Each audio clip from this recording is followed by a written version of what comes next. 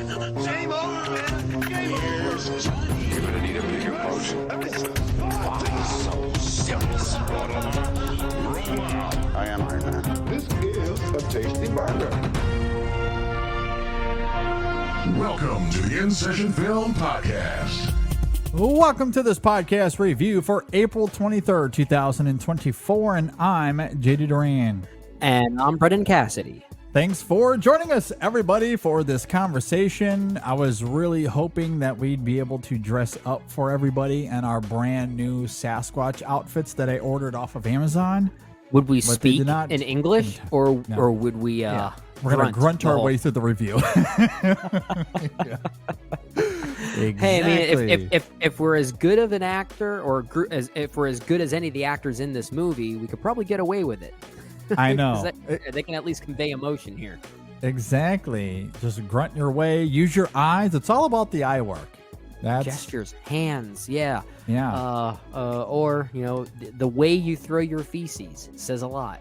exactly. You know who could benefit from watching this film, Brendan? Who's that? Zack Snyder. You know? Oh, he's still top of mind because we just got done talking about Rebel Moon. Well, yeah. I mean, we just released that review yesterday. Yeah. And look, we talked about the redundancies of that film. It turns out you don't have to give us dialogue to give character. Your characters don't need You to know? say a word. Don't need to say a word. And as It's all about many gestures. of you, It's all about throwing crap and, pooping in the road and peeing in the road. That says a lot more about your character than any words on the page. exactly. Because Sasquatch Sunset, which we're obviously here to talk about, as you all know, I'm assuming many of you, if not all of you, have already seen the film. There is no spoken dialogue in the film at all. None. And None. yet, we understand the characters and their plights.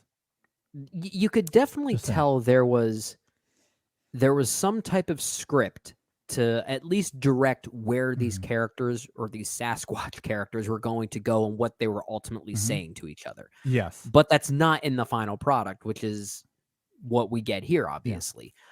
So it's all about how you direct it. It's all about how you direct it.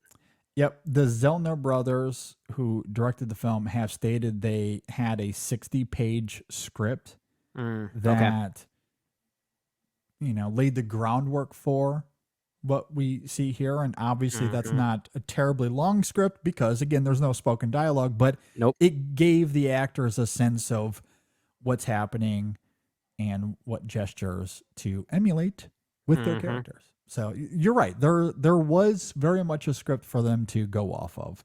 Yeah. But yeah. But Anyway. there's no words, only grunts, only guttural noises. Exactly. Certain bowel movements that you certainly hear pretty graphically. Those they say a lot. They say a lot. And I'm not saying that Rebel Moon would have benefited from feces being thrown at other characters, but maybe that's what we'll get in the R-rated version, because that's coming. I mean, we also talked about how part 2, the Scargiver, is kind of a feces in and of itself, right? Yeah.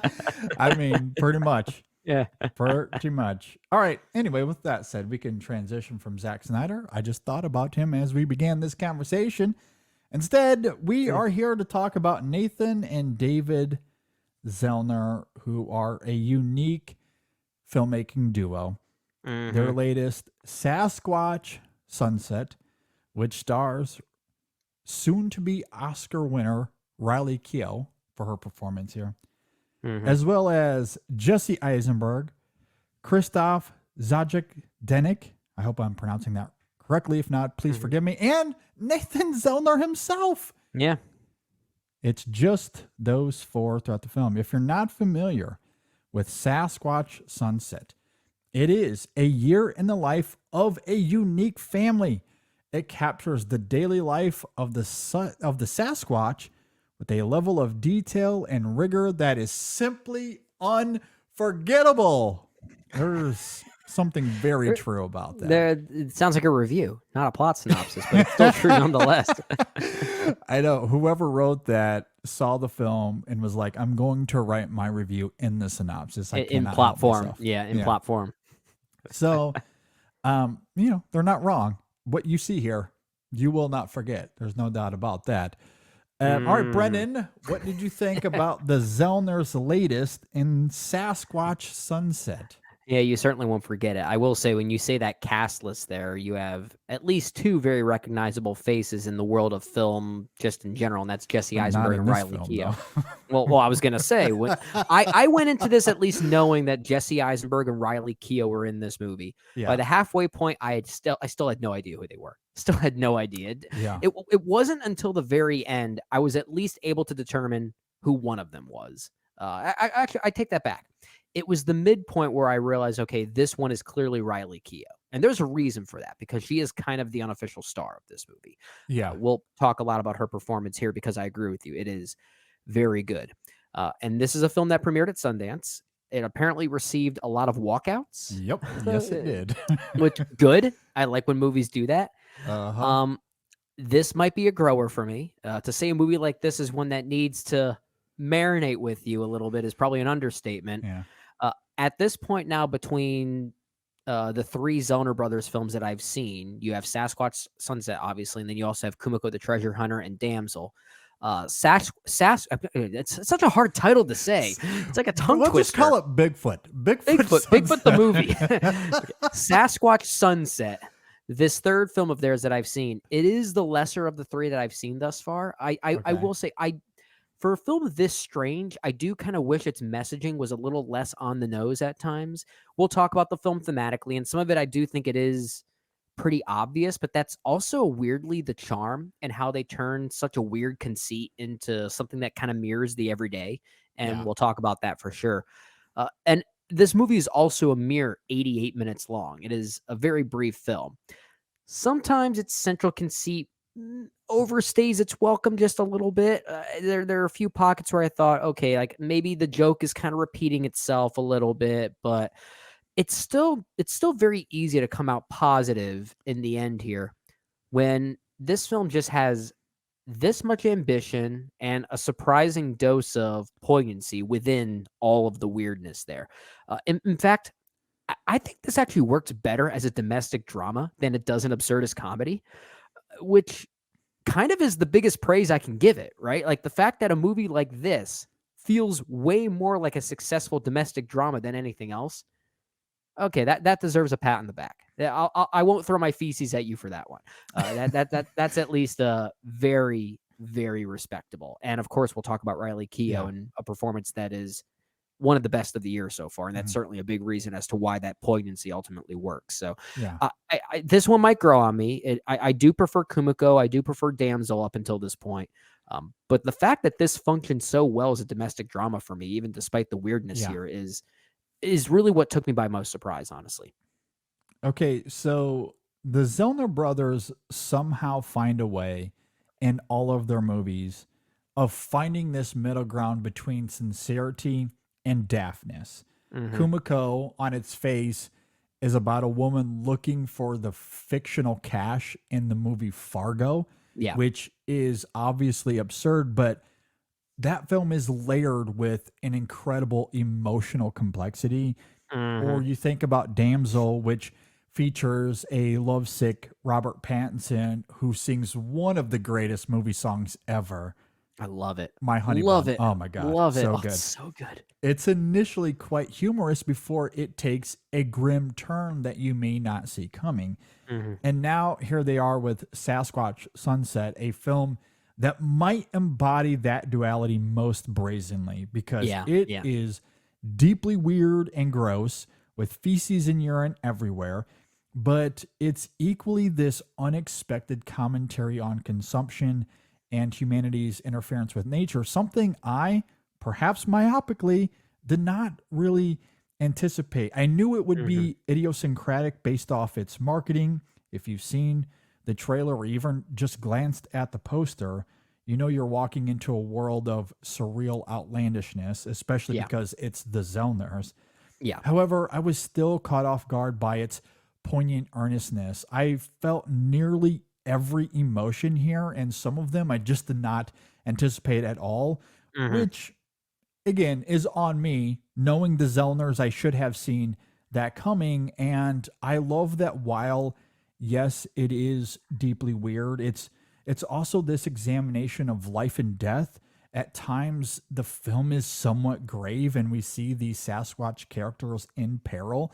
There's one scene near the end of this film, one that is dire and urgent, that nearly knocked me on the floor.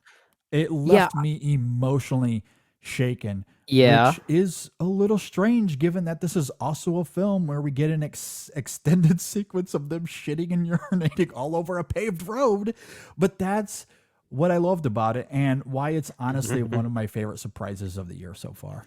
Yeah, I wonder if we're thinking of the same scene that emotionally knocked you out the way that you're talking about. Did it involve a new character, a new Sasquatch Yes. that gets okay, so we're Yes. talking about the same. Okay, that's all I'll say. That's all Hmm. I'll say. Because I'm with you, and that's a moment that could have easily just been gratuitous for cuteness sake, right? Yeah. It really could have fallen into that trap, but there is a thematic purpose to it. There is thematic unity to it, given those familial dynamics that were working so well. This really is about a family that is essentially being overlooked. They're being culturally ignored, Hmm. and industrialization comes in to ignore them.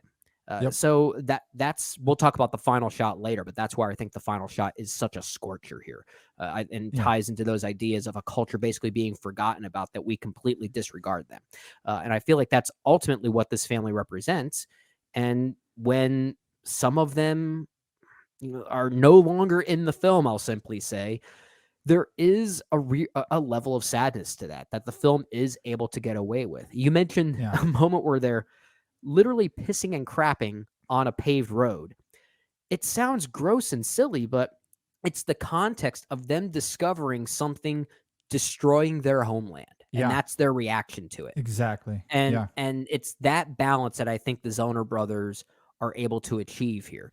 Like I said, it might be a little obvious and on the nose, and I think personally I would have liked maybe a little bit more of a ambiguity there. But at the same time, I have to give them credit for being able to find some type of poignancy that ultimately really does land in a movie where you would not expect any kind of poignancy like that. A movie that doesn't Exactly. even Yeah. warrant it. It's ridiculous how they get away with it. I agree. It is really striking how extreme the polarity is here between the film's uncouth behavior and primal instincts we see in this character with these characters versus the poignant commentary that's underneath. I mean, that first Hmm. half is incessantly showing these characters again throwing feces, Hmm. flatulating, giving in to these sexual impulses, Hmm. eating everything in sight. It's funny, I think, but it might test your patience depending on how open you are to the vast amount of crassness we see. But Hmm. then, in typical Zellner fashion, things quickly change when one of them decides to indulge in, let's say, some dangerous impulses without getting into too many spoilers, perhaps eats something that he shouldn't, Hmm. teases something that he shouldn't. And in the aftermath, it's no longer about their primitive, crude behavior, but instead we see emotional nuance that wasn't there previously. It's an Sure. interesting juxtaposition that might catch you off guard, something that heightens even further when there's a somewhat horrifying tragedy Hmm. about halfway through the film.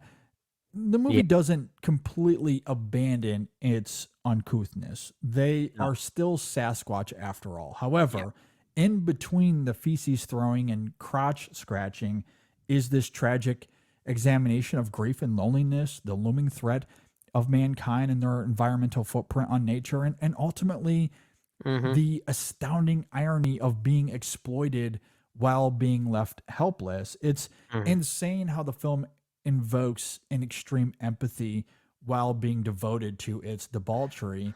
Yeah. And you spoke, articulated eloquently, I think one of the biggest examples, Hmm. the scene you'll think about the most when walking away from this, perhaps anyway, is Yeah. that moment on the road because Yeah. it's so brazen in its uncouthness, Hmm. peeing and crapping all over the road. But the reaction of them is fear and panic. Yeah. And this circles back to something that we were joking about at the top of the show, but Yeah. it comes through in the performances of these characters. They're Mhm. losing their minds. That panic and fear comes through, but it's also a little bit funny and weird and gross. And like it somehow, like all of that somehow comes Yeah. together in this coherent way. That's I think the biggest thing I can also give praise to this movie is not just finding the domesticity that works here. It's somehow in all of these scenes, it is just as equally like crass and absurd as it is tragic. And they're both working together. It's not like one is overtaking the other, or it's not even like one moment of the scene it's a little crass and absurd, and all of a sudden it shifts to something tragic. It's Yes, all happening yes. simultaneously. Like there is a balancing act happening there, and that's a hard thing to pull off. And like you mentioned, one of our characters early on, sort of going on this this escapade of sorts of overconsumption, Yeah. getting a little bit sick, getting a little taunting, if you will, to something Yes. that he should be leaving alone. It's pretty easy to decipher that this is not just meant to be a sequence of overconsumption, but it basically mirrors alcoholism. It Yeah. basically mirrors male dominance, patriarchy dominance, and it's Yeah. meant to show that, okay, while it's interesting that this family enjoys most of the things that repulse us as humans, that's a very direct dichotomy. They're also not unlike us. So Yeah. it's meant to find that balance there. And I, again, little on the nose at times, but I at least admire the attempt, and it works as a drama. Like I was moved Yeah. by that. I was moved by those sequences that I saw. I agree. I think it works very well as a drama. And I do love how the film interweaves that domesticity with its overarching themes on environmental loss. Without being overt, at least initially, the film gives us clues as to how their environment is changing at the hands of human interference, such as the letter X on the trees. Yeah. At yeah. one point, they come across a campground. Yep. Most notably, they find the paved road, as we noted a little bit earlier. And in that regard, you know what I thought about the most with this film? The biggest comp I can make to it. And you might not think of this initially, but it's in line to what Brendan did with Rebel Moon. I think it was Rebel Moon, where you compared Okay. that to A Bug's Life. Are you going to say Bambi? This film reminded me a lot of Bambi. I was gonna say I had that written down too. This Yeah. just goes to show how we think alike, because one of my notes was that this movie kind of works a little bit like the Bambi effect.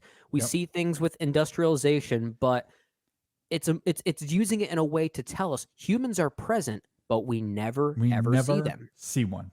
Yeah. Never see one, even though they are clearly the antagonist of the film. And it does get much more overt in that final shot. Sure. But I did find it very moving. It's not subtle, but I do think the film earns it because of how it not just weaves those clues into this film, but how it does affect the domesticity, which is why what you're talking about there is important, because we see them genuinely react to tragedy, to the loneliness they feel, to the moment we referenced earlier, that scene of dire urgency, and you're left shaken and on the floor. Like those scenes work incredibly well because of the performers, how it's all staged, and you do feel that, and you feel for those characters because of all of those things.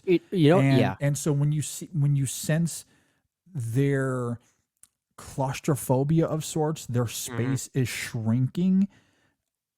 I think that's what makes that final image, again, despite being not subtle, kind of pop with this potency that I at least responded to.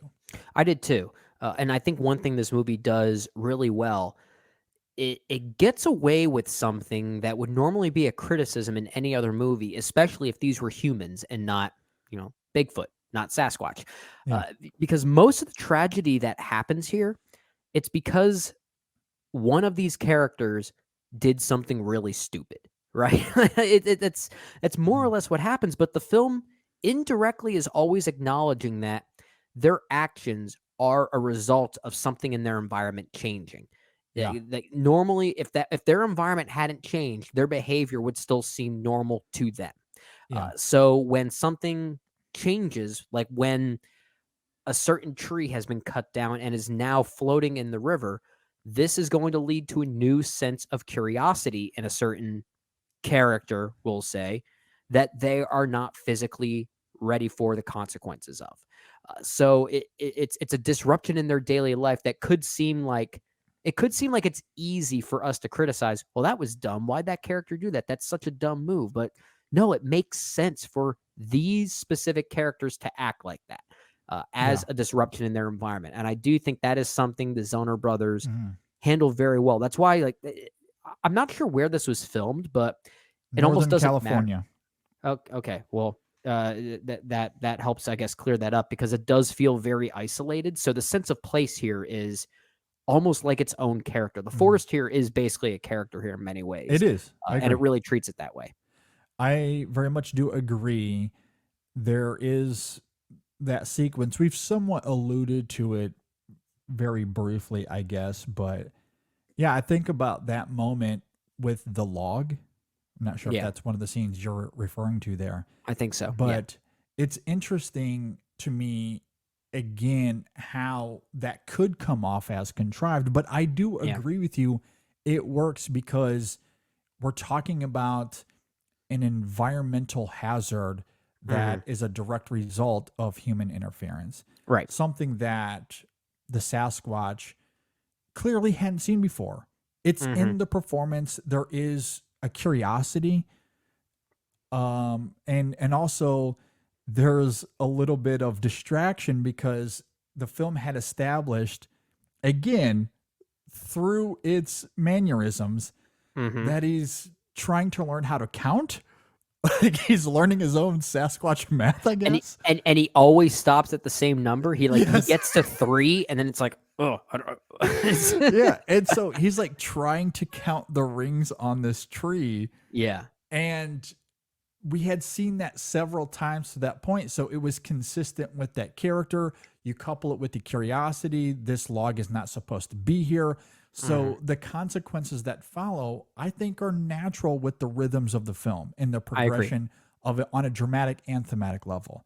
I think all of that works pretty flawlessly. Yeah, I'm with you. And we're having a very serious conversation on the things that we see here, and rightfully so. I think that's where the film is at its most successful. But it is a very absurd film, which means you are meant to laugh at a lot of these things. Yeah. And it is a funny movie. There are 2 moments in particular that I did find pretty gut-bustingly hilarious.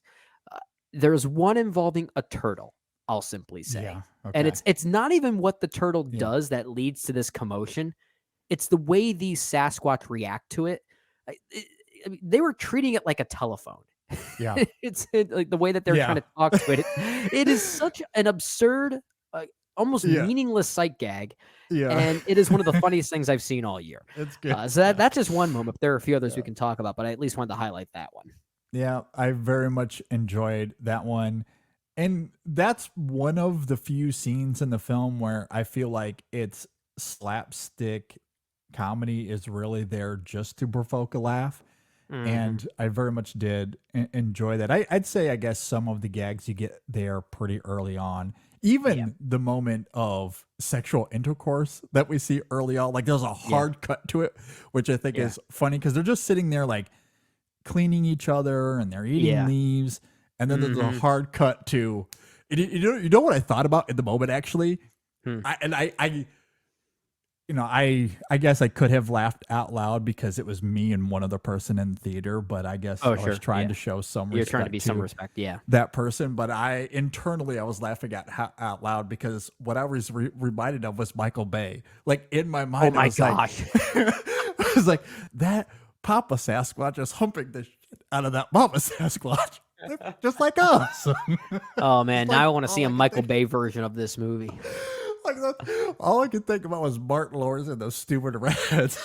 Oh my gosh. Now I can't unsee that. Thanks for that. You're welcome. But like that hard cut to that just I thought was very funny. But I'm with you. That was funny. Again, I think the brilliance of the humor, though, through most of the film, is that it seamlessly couples with its thematic subtext and the drama that we see Yeah. unfold, such as going back to the log moment, we see the consequences of that scene play out. Yeah. And some birds become involved.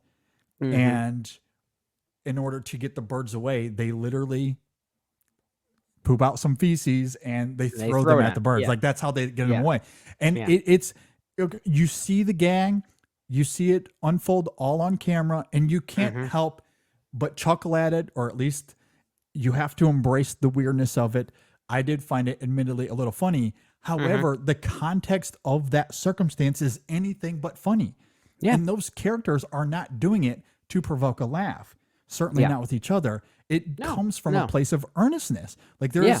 there's a sincerity to it. They want to get these birds away it's so a that way threat. they can start to grieve. Yeah. And it's incredible how the film is able to blend those two things. And that's what makes the comedy here just It is, yeah. incredible. It is very balanced in that regard, and it's also interesting to be this moved by, I guess, the way that this family is structured. And this is obviously a different species. This is not humanity we're talking about here, even though the movie does go out of its way to try and draw parallels between their grieving process and how we would grieve as humans who maybe would lose a loved one. But this for Sasquatch family, that the familial roles as far as how they're defined are kind of blurred. At least I couldn't really tell who was who at times. It's pretty clear that one of them is the mother figure, and that's Riley Keough, who is genuinely fantastic in this. But as far as who else is who, it's sometimes kind of confusing if one's meant to be a brother or another son.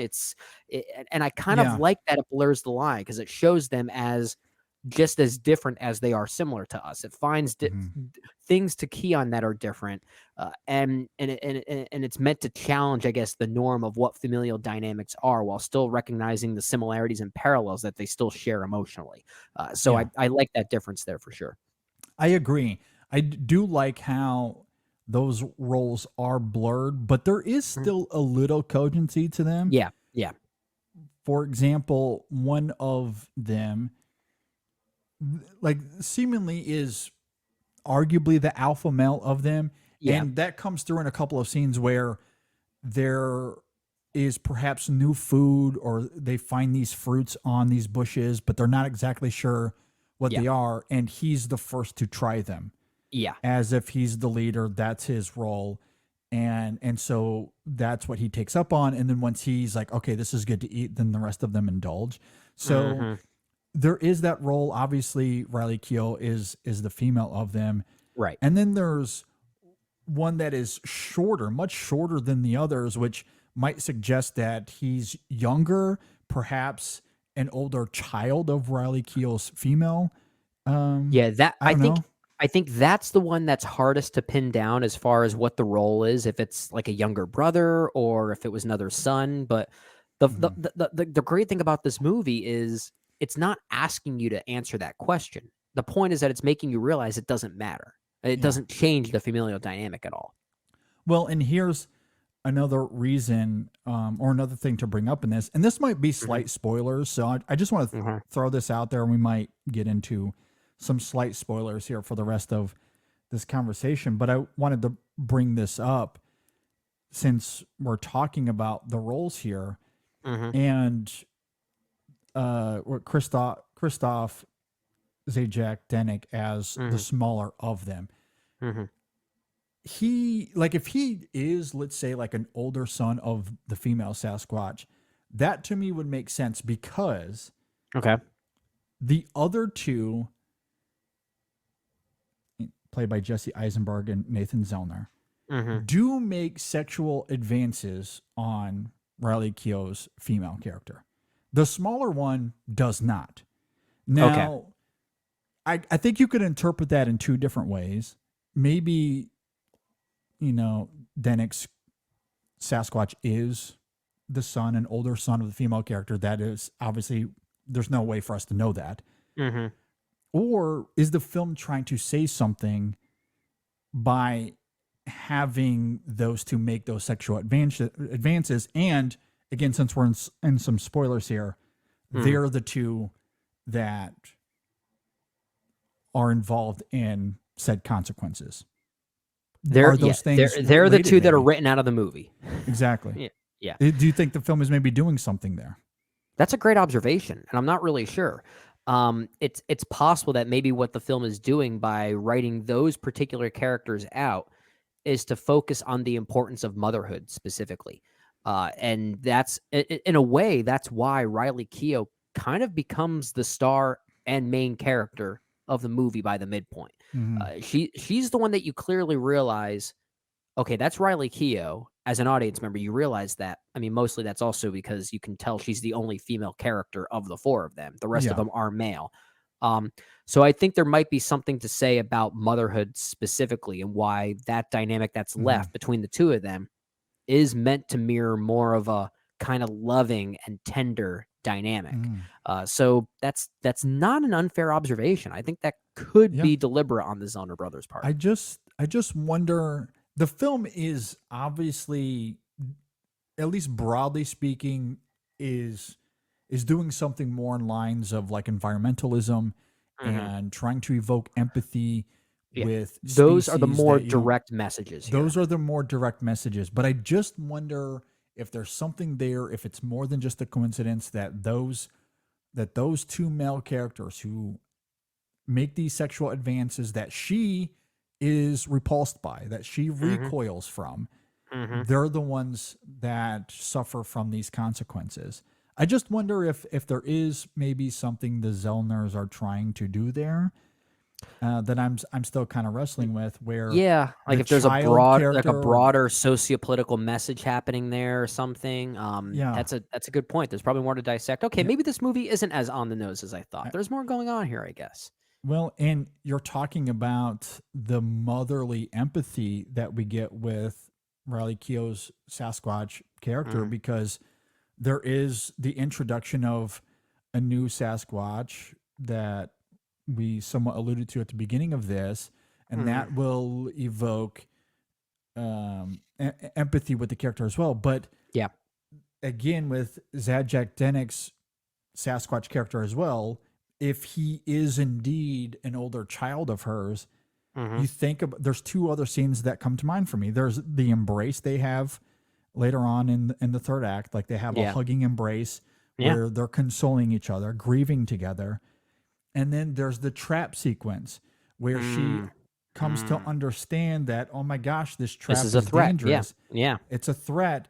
And she looks over and she sees that Sasquatch, Dennick Sasquatch, playing with this chicken that they had found, which again, it's a funny idea, on its own.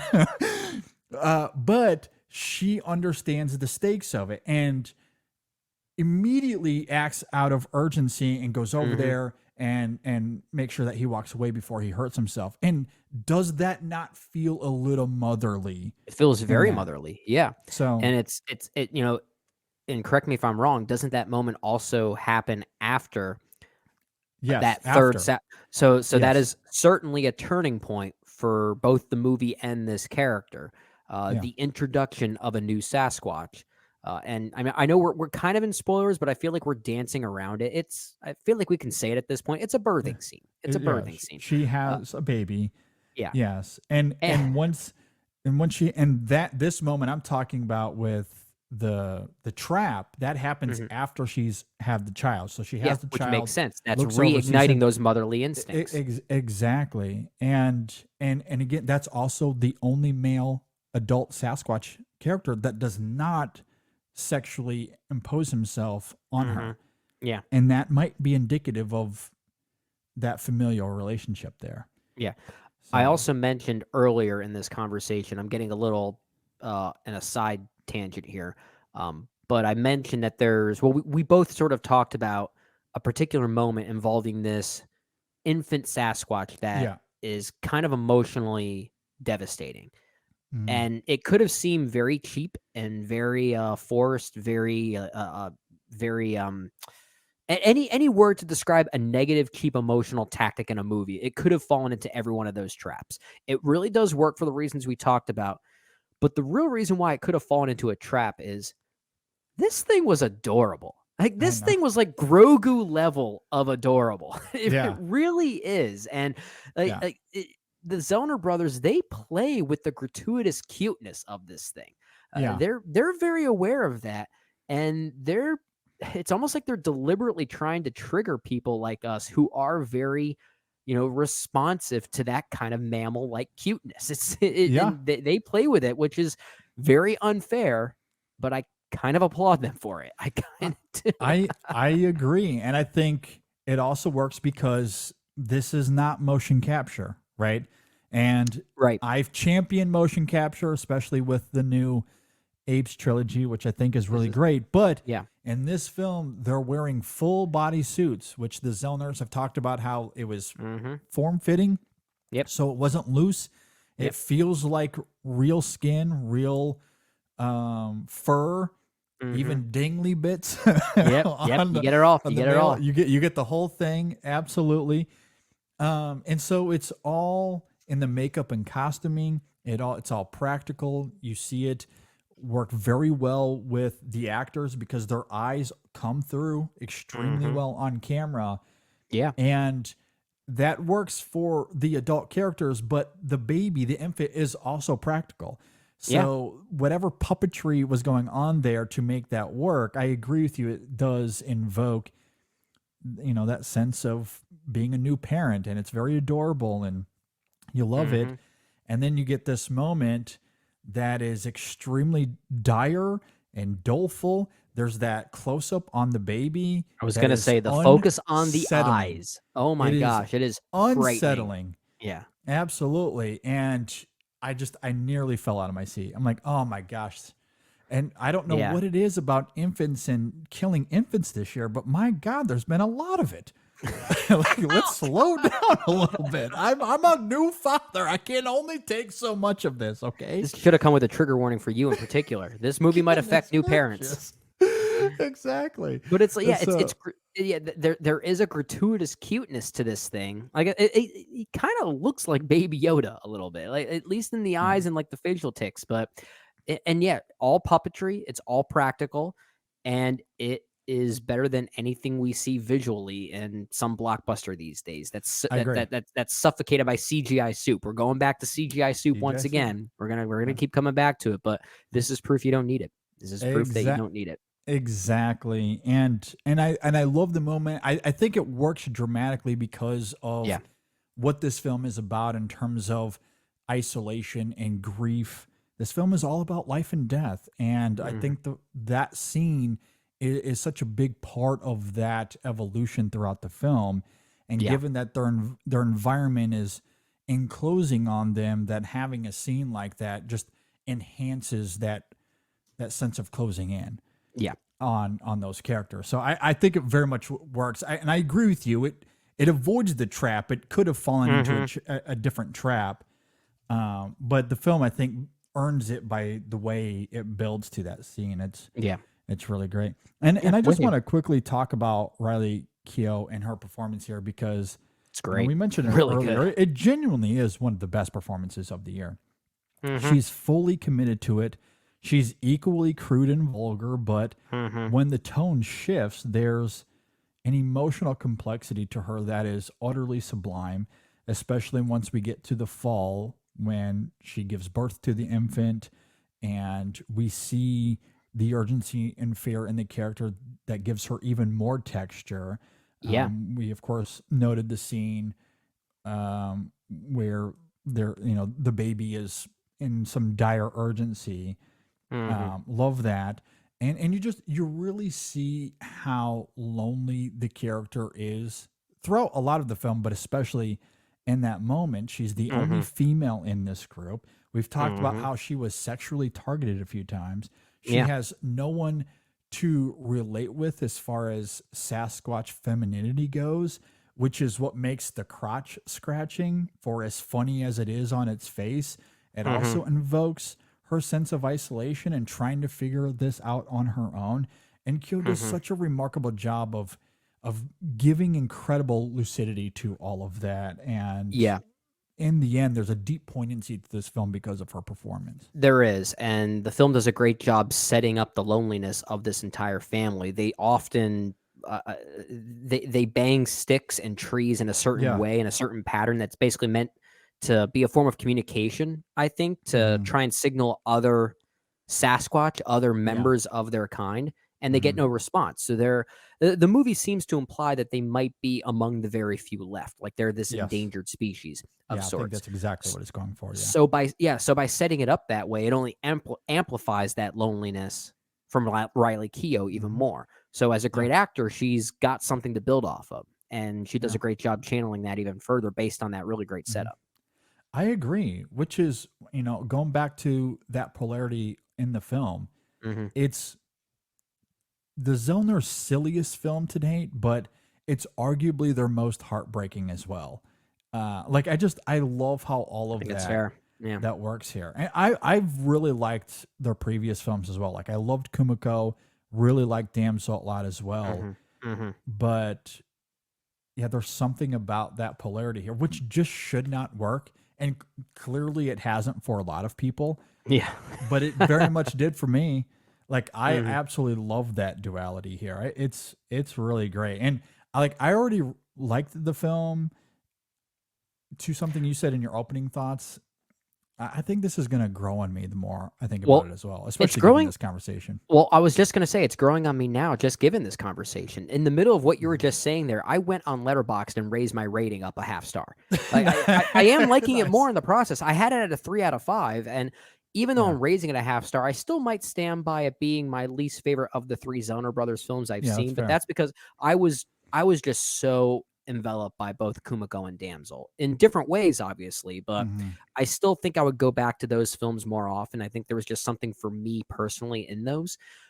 But this one, I have to admire the not just the ambition, but the challenge. I would say this is probably the most challenging of the 3. And I don't mean that because it's a challenging one to watch and to accept and to and to dissect. I mean challenging for the Zellners specifically. They gave themselves a challenge of trying to turn this ridiculous concept into a domestic drama, and for the most part, they succeeded. That sounds like an impossible task. That should be up for no one to be able to make work. I agree, which is why Kumiko I think is still my personal favorite of the 3. Same. I would have this at 2 and Damsel at 3, even though I admire all 3 for very different reasons. I might argue that this is their best movie, though, because what they're attempting here is really challenging, extremely challenging tonally to make these extremes. And the extremes are very extreme. Like this film could not be more uncouth at times. And yet it's also deeply poignant. Like to make that work. And how many times in this conversation have we brought up examples where the scene works because it's both of those things at the same time? Like that's what surprises me. Yeah. Yeah. It takes a vision and a skill set to pull that off that very few directors would be able to do. And I think it very much succeeds. So like as much as again, Kumiko is my personal favorite, but I think this might be their best film to date. And then you couple that with the costuming and makeup work here, which I think is absolutely fantastic. The cinematography is really good too. The cinematography, like you talked about how the Northern California aesthetic is a character here. Obviously, I very much do agree with that. And I just think this film has a conviction. We've talked about some movies this year, which I won't name names, but we've talked about a few that lack conviction for one reason or another. This film isn't always subtle in its ideas, but it has conviction. It cares about those ideas. That's a big difference. Absolutely. It's earnest and it's very sincere, which is why that poignancy really comes through. And I think it's also why the humor comes through, because they want to be as silly as they are earnest in their ideas and the commentary and the subtext of the film. Yeah.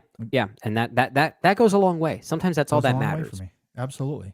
Yeah. And in the performances as well, like Riley Keough, Jesse Eisenberg, like they give some really committed performances here. and they needed to be fully committed, all in order I to make this believed work. I was watching Sasquatch. That's I agree. I didn't feel like I was watching humans in Sasquatch costumes. I agree. That's a huge difference. Yeah, and it didn't feel as if the grunting and vocalization was random. It felt like they had No, some structure in place to make the yep. tones feel as if it There was were different communication. inflections. It Exactly. almost felt like, even though they were just grunts, it almost felt like there was still a vocabulary there. Yeah. And that's good. That means it Good- was well thought out. Exactly. I agree. Yeah. All right. Do you have any final thoughts? Just going back to the aesthetics here, we mentioned the cinematography. Michael Lacus, or Jalakis, is that how you pronounce his name? This was also the cinematographer on films such as, I'm pulling up his name here because I'm blanking on some of them. But I know he's worked on horror before. Like, didn't he shoot Us? Yeah, he was the director of photography on Us and Old. So he's done a few films like that. I think it's a very good looking film. The musical score here by That's the what I wanted to Octopus bring up. Project. Yeah. Yeah. I'll let you talk more about it, but I thought it was another one of the reasons why maybe the film also works poignantly. No, I agree. I don't know if I had too many thoughts on that. I just wanted to know it because I thought it was really good. They also did the music for Damsel and Kumiko as well. So they're very much in tune with the Zellners and what they want as artists. And Yeah, I think the music works great here. yeah, I'm with you.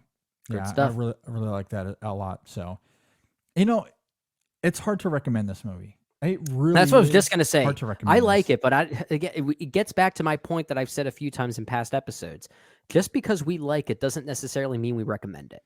Yeah. And this is another one of those examples. Although I know some people that would probably dig this movie. So there are certain individuals I know in my life that I could recommend this to, but I cannot recommend it to everyone. It's not like a movie we just reviewed a few weeks ago, or even a few days ago, rather, Wicked Little Letters, which is something I could recommend to literally everybody. Everybody. Yeah, that's not the case here. No, It's a very different completely experience. agree. The only thing I might be able to partially recommend, if you simply want an experience, if you like weird movies, take a gummy, put this on when it comes out, have yourself an evening. I think this is a great movie to do that We with. don't condone the use of drugs on the In Session Film Podcast. Put that disclaimer I'm up just there. saying, I think a lot of people could get a kick out of that. Yeah, probably. So just, you might have to, I guess, depending on how what kind of gummy you get, there's going to be a scene partially through the film that, as Brendan talked about earlier, gives you this hallucinatory effect. You know, don't freak out. It's okay. It's just all part of natural. the gig. It's natural. It's Yeah. all part of it. So Yeah, whatever at your any poison rate, is. Yeah, all joking aside, I do really like the film. One of my favorite surprises of the year. And Riley Keough, Oscar. Nominate her for an Oscar. The Academy, I dare you. Wouldn't that be awesome if they actually did? We'd be turning a corner. I would have a lot of apologies to throw at the Academy if they did. If they did, yeah. Yeah. I'm with you on that one. Yeah, Come that'd be on, a genuine surprise. But I would do this thing. I would be all up in it. Come on, Academy. I'm daring you. Mm-hmm. Double dare, like Nickelodeon Double Dare. Oof. Referencing Nickelodeon at this time. Oh, Yeah, that's maybe a bad reference yeah. in this day and age. Yeah. But either way, I'm daring the Academy. Let's do this. Do it. I like it. I like it a lot. If you agree or disagree with anything we had to say here, you can leave a comment below if you're watching on YouTube. If you're listening on Apple Podcast or Spotify, you can reach out to us. Social media, Facebook, Twitter, Instagram. Also, rate and review us on those platforms as well.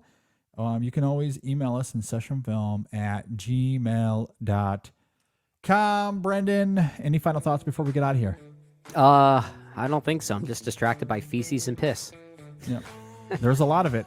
Yeah. There's a baby placenta. You know, the one thing that we did not really mention here, but I want to go ahead and mention this as well. There's a Florida Panther in this movie. Alexander Barkov shows up. Oh, okay. Yeah, I like what you did there. Okay. Yeah. Thank you. Look, Yeah. I just took my kids to the Miami Zoo, Oh, and they have a Florida panther in like one of their little things. yeah. And it was a doppelganger. I'm pretty sure the one we see in the film The exact is same. The Exact same. exact. Yeah. Hey, it's also in movies. Might be like might be the mountain lion version of Shamu. Well, and look, here's like all joking aside, like I'm curious how they shot that because everything we see here is practical. So I'm assuming the panther is not CGI. Oh, It's not definitely Life of Pi. That's So- a very well trained panther. Yeah, I was gonna say, like, it looked like the actors were pretty dang close in that shot when she's like throwing the placenta at the panther. Like, that looked terrifying. They must have did the thing that Charlie Chaplin did when making the circus by putting him literally in the lion's cage. And, Maybe. Yeah, I don't know. I'm maybe really there was a real curious. sense of danger there. I respect Yeah. that. If the Zellners are listening, I'd love to know. Like, reach out to us. Oh, me too. I'd love whatever trickery was going on there, if there was any, or maybe they just put the actors in the panther cell and was Yeah, I like, wonder, "Go if act!" there was one of those like framing effects where it looks like they're way closer than they actually are. if it Yeah, was just a that's what I'm positioning kind of thing. wondering. Yeah. Yeah, because that wouldn't surprise me if that was the case. Like a little. Speaking of Chaplin was very good at that. He was. Yeah. So, either way, the panther very effective in the film. Very much. Shows up So, twice. Exactly. All right. With that, thanks for listening, everybody. If you see the movie, let us know what you think. Yeah. We'll see you all next time on the In Session Film Podcast. Riley Keough and Oscar, come on, let's do this. The Oscar goes Let's go. to Riley Keough for SASQUATCH SUNSET.